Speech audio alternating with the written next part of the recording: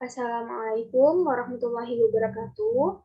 Perkenalkan saya Devi Yanevita dengan NIM N1A11870. Pada kesempatan kali ini saya akan menjelaskan tentang beberapa soal mengenai persoalan satu sampel dan dua sampel. Video ini merupakan bentuk pemenuhan tugas dari mata kuliah rancangan sampel yang diampu oleh Ibu dosen Adelina Fitri, SKMMFIT. Baiklah, langsung saja. Pembahasan untuk video kali ini terdiri dari 4 kategori mengenai persoalan satu sampel dan dua sampel, di mana kategori pertama adalah estimasi proporsi one side sample atau estimasi proporsi satu sampel, yang kedua pengujian hipotesis one side sample, yang ketiga estimasi perbedaan antara dua populasi, dan yang keempat adalah pengujian hipotesis antara dua populasi, di mana di masing-masing kategori ini memiliki dua contoh soal yang nantinya akan coba saya jelaskan dalam video ini. Langsung saja untuk kategori pertama, yaitu estimasi proporsi one side sample. Soalnya adalah suatu penelitian ingin melihat estimasi proporsi populasi kanker di Indonesia. Diketahui nilai P adalah 1,79. Ini dapat dari data Riskesdas 2018. Untuk mencari nilai proporsinya, maka dibagi dengan 1000 sehingga dihasilkan 0,00179. Selanjutnya nilai Z 1 kurang alfa per 2 adalah 1,96, di mana nilai alfanya adalah 95%. Dengan alfa 95%, maka akan diketahui nilai Z-nya adalah 1,96. Ini bisa kita lihat langsung dari tabel Z. Kemudian nilai D adalah 5%. Kita ubah menjadi dalam bentuk desimal sehingga menjadi 0,05. Dan yang ditanya adalah berapa jumlah sampel pada penelitian. Langsung saja kita masuk ke rumus.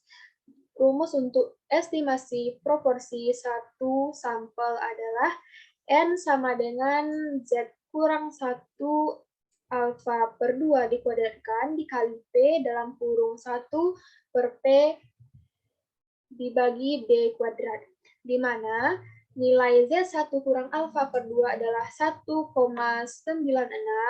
dan dikuadratkan maka menjadi 3,8416. Nah, selanjutnya nilai P adalah 0,00179 dikali 1 kurang nilai P 0,00179. Kemudian dibagi dengan nilai D kuadrat yaitu 0,005 dikuadratkan. Setelah dilakukan penjumlahan, maka didapatkan hasil 2,72, dan ini kita bulatkan menjadi 3, yang artinya jumlah sampel pada penelitian ini adalah 3 responden. Soal selanjutnya masih dalam kategori estimasi proporsi satu sampel, namun dengan soal yang berbeda, yaitu diketahui bahwa suatu penelitian ingin melihat estimasi proporsi populasi hepatitis di Indonesia. Diketahui nilai P-nya adalah 0,4, kita ubah menjadi 0,004. Data prevalensi ini diambil dari Riskesdas 2018, kemudian nilai Z 1 kurang alfa per 2 masih sama dengan sebelumnya, dan nilai D-nya juga masih sama. Yang ditanya jumlah sampel pada penelitian. Langsung ke penyelesaian, rumusnya yaitu Z kurang 1 kurang alfa per 2 dikuadratkan dikali P 1 kurang P per D kuadrat. Setelah dimasukkan ke rumus angka-angka yang ada di atas dan dilakukan penjumlahan, maka didapatkan hasil N-nya 6,12, lalu kita bulatkan menjadi 7, sehingga jumlah sampel pada penelitian ini adalah 7 responden. Selanjutnya yaitu pada kategori kedua, yaitu pengujian hipotesis one-side sample, yang tadi adalah estimasi proporsi, dan yang sekarang adalah pengujian hipotesis untuk one-side sample. Nah, soalnya adalah suatu penelitian ingin melakukan pengujian hipotesis pada populasi kanker di Indonesia. Diketahui P0-nya adalah 1,79, kita ubah menjadi 0,00179. Kemudian PA-nya adalah 1,4 dan kita ubah menjadi 0,0014. Dan nilai Z 1 kurang alfa per 2 adalah 1,96 karena kita merupakan one sample atau satu sampel, maka nilai Z yang dipakai untuk alfa 95% adalah 1,645. Untuk nilai Z 1 kurang beta dari 80% adalah 0,842. Yang ditanya, berapa jumlah sampel penelitian tersebut?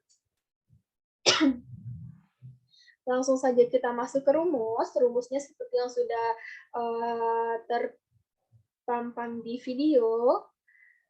Nah, rumusnya adalah N sama dengan Z1 kurang alfa akar P0 dikali 1 kurang P0 tambah Z1 kurang beta di akar dari PA dikali 1 kurang PA dikuadratkan dibagi dengan PA dikurang P0 kuadrat. Nah, setelah dimasukkan semua angka ke dalam rumus, sesuai dengan rumus yang sudah ada pada layar, didapatkan hasil yaitu 67.067,71 responden dan dibulatkan menjadi 67.068. Jadi jumlah sampel untuk pengujian hipotesis one-side sample dari soal ini adalah 67.068 responden.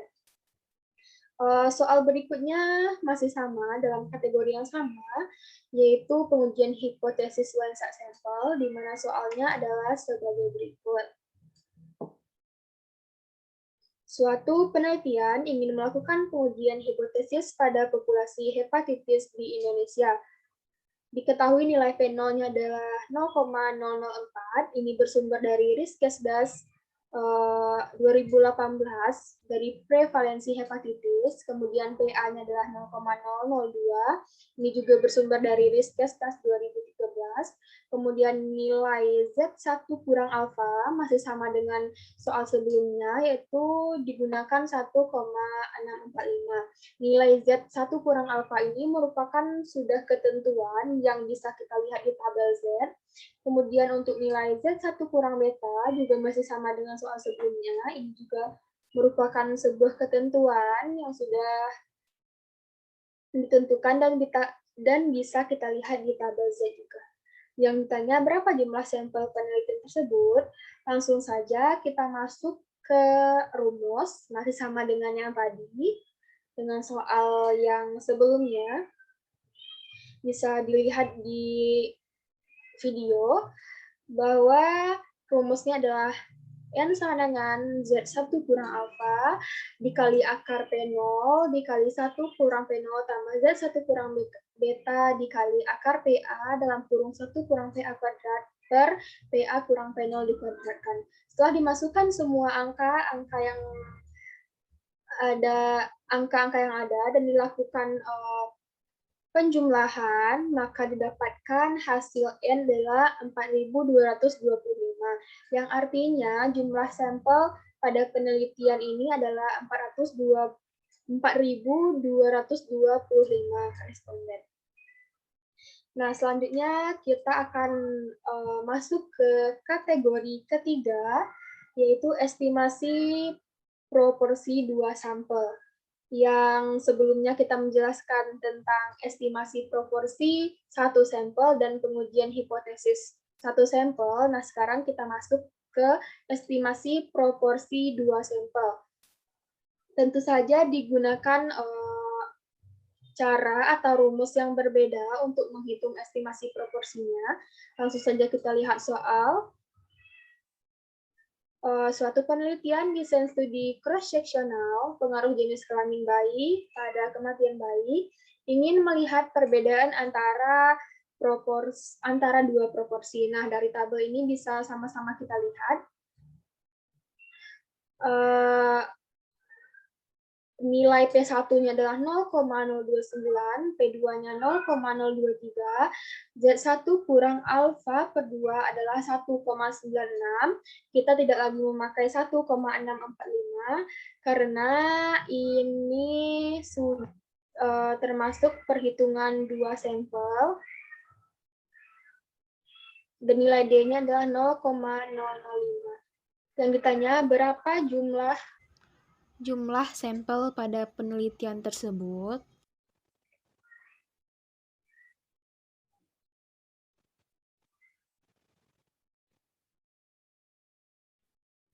Nah, selanjutnya merupakan estimasi proporsi dua sampel, di mana dari penjelasan yang sudah saya jabarkan tadi, itu mengenai yang satu sampel, mulai dari estimasi proporsi satu sampel, kemudian hipotesis satu sampel, dan yang ini merupakan kategori ketiga dari penjelasan yang akan saya bahas, yaitu estimasi proporsi dua sampel. Langsung saja ke soal. Suatu penelitian desain studi cross-seksional tentang pengaruh jenis kelamin bayi pada kematian bayi ingin melihat perbedaan antara dua proporsi.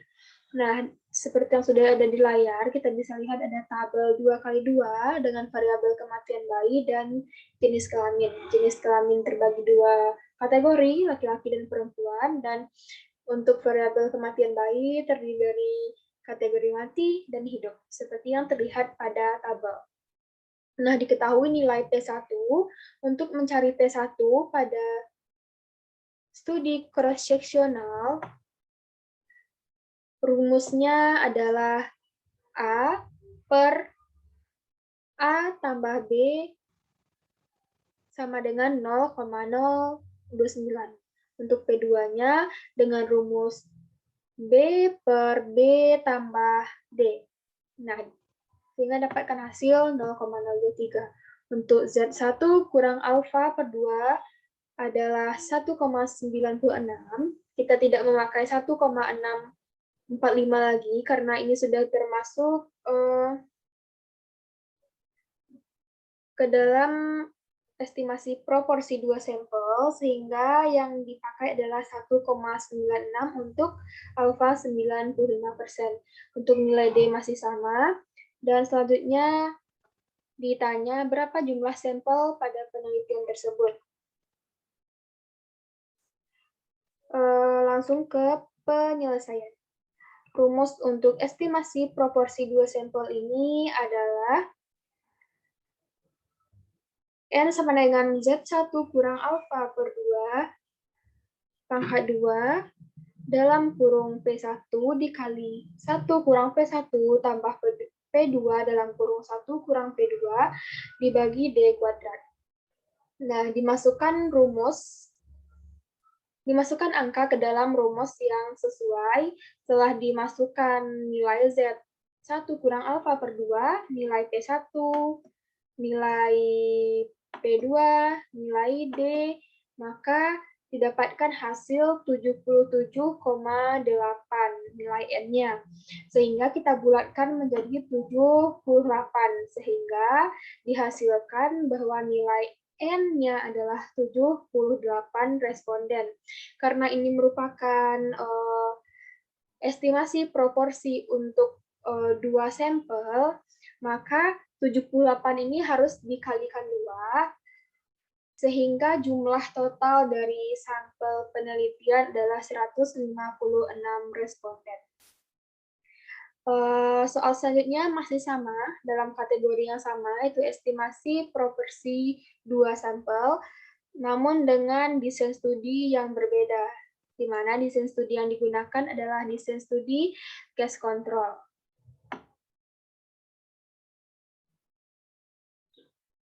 Nah, yang membedakan cara penyelesaian dari desain studi cross-sectional dan case control ini adalah pada P1 dan P2-nya, di mana pada studi case control ini untuk mencari P1-nya digunakan rumus A per A tambah C, sedangkan pada studi cross-sectional tadi digunakan rumus P1 A per A tambah B.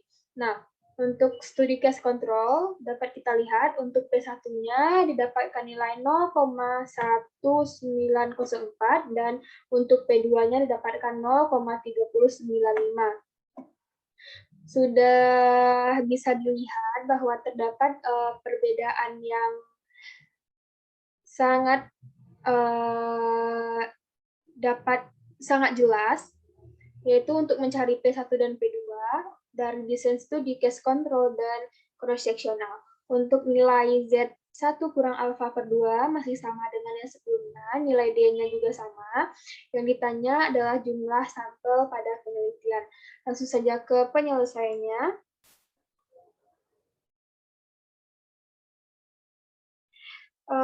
Rumusnya adalah Z1 kurang alfa per 2 kuadrat, rumusnya masih sama dengan yang desain studi cross-sectional tadi, cuma pembedanya hanya pada nilai P1 dan P2.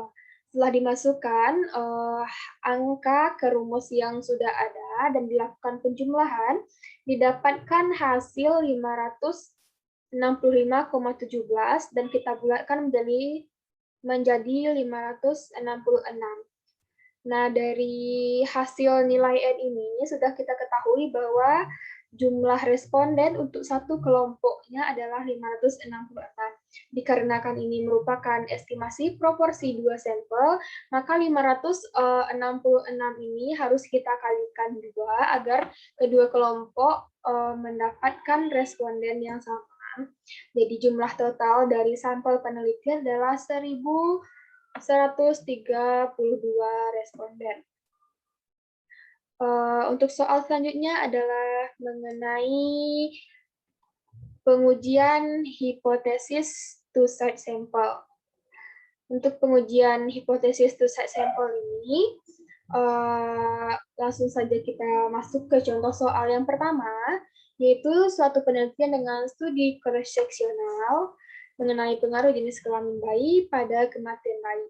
Ingin melakukan pengujian hipotesis. Seperti tabel yang di bawah ini, nilai P1-nya adalah 0,029, nilai P2 0,023. Untuk mencari P1 dan P2-nya ini masih sama dengan estimasi proporsi dua sampel tadi untuk desain studi cross-sectional, yang ditambah hanya mencari nilai P rata-rata, karena untuk rumus pengujian hipotesis digunakan nilai P rata-rata. Untuk mencari nilai P rata-rata adalah nilai P1 ditambah P2 per 2, sehingga didapatkan hasil 0,026.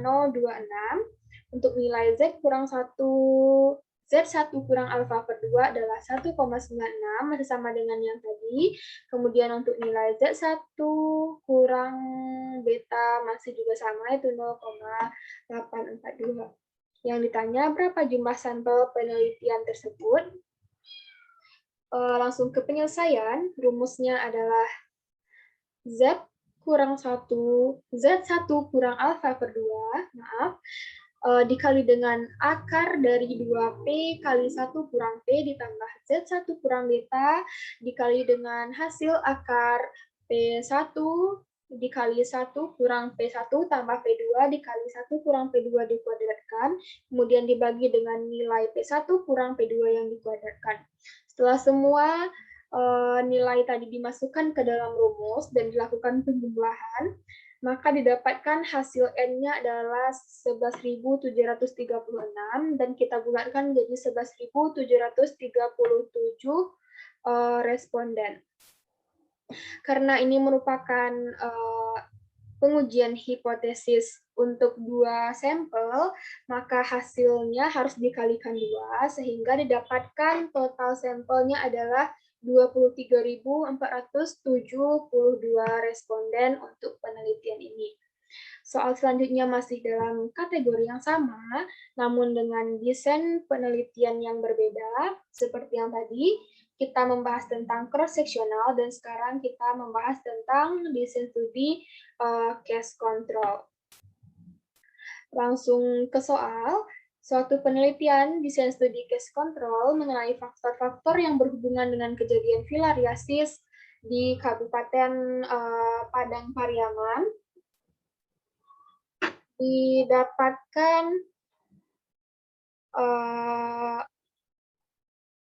didapatkan dari sebuah jurnal yang bisa kita lihat pada layar.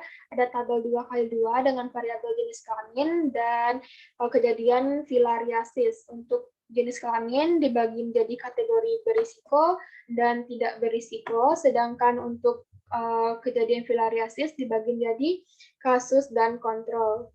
Untuk nilai P1 sama dengan yang tadi pada desain studi case control pada saat mencari estimasi proporsi dua sampel. Rumus P1-nya adalah A per A tambah C, rumus P2-nya adalah B per B tambah D.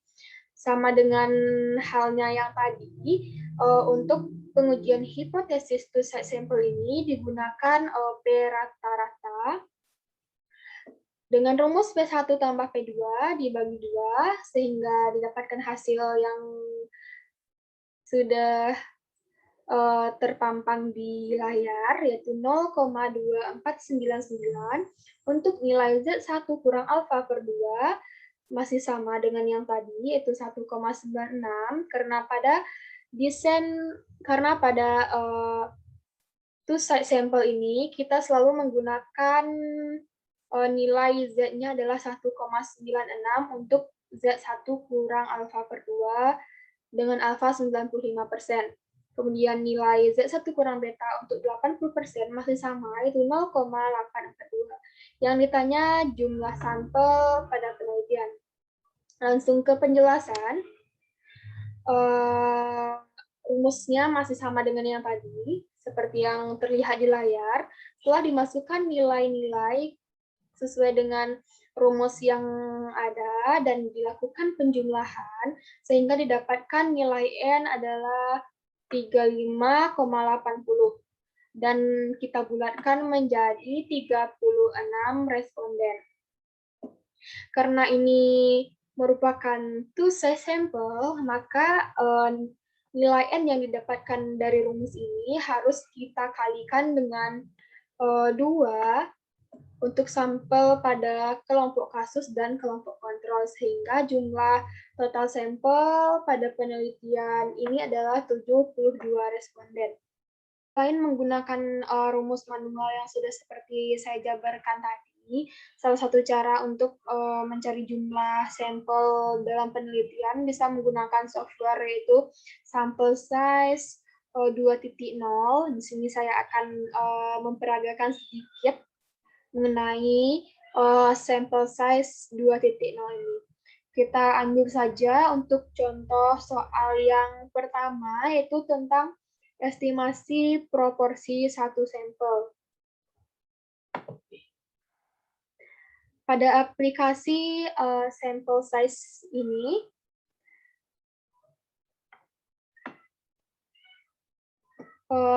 kita hanya perlu memasukkan angka sesuai dengan perintah yang sudah ada. Nah, di sini nilai 1 kurang alfa adalah 95%, dan selanjutnya nilai P untuk soal yang pertama kita masukkan adalah 0,00179. Ini merupakan contoh soal estimasi proporsi satu sampel yang sudah kita jelaskan tadi. Selanjutnya akan kita cobakan pada aplikasi ini. Kemudian untuk nilai D-nya adalah 0,05. Dan didapatkan nilai N-nya adalah 3. Hal ini sangat sinkron dengan rumus yang sudah kita kerjakan secara manual tadi, yang sudah kita jelaskan. Jadi untuk memastikan apakah hasil yang kita cari dengan rumus secara manual tadi benar atau tidak, maka lebih baik untuk membenarkannya, untuk mensinkronkan atau mengcompare-nya, kita menggunakan aplikasi Samples ini.